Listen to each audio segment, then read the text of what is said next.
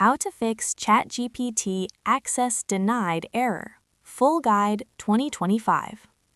Before we start, like this video and subscribe to the channel for more AI and ChatGPT tips. If you're seeing access denied while trying to use ChatGPT, here's the step-by-step fix. First, check your internet connection.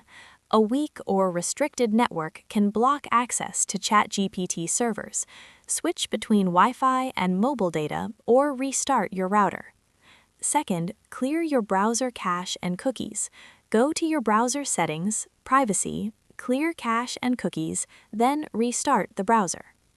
Third, disable VPN or proxy temporarily.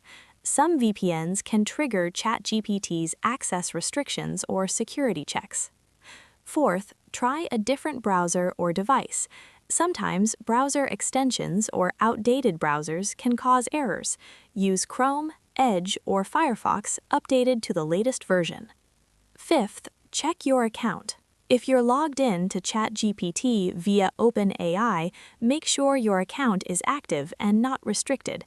Logging out and back in can sometimes resolve the issue. Sixth, ensure you are not in a restricted region. Some countries have limited or blocked access to OpenAI services. Using official channels or approved networks is necessary.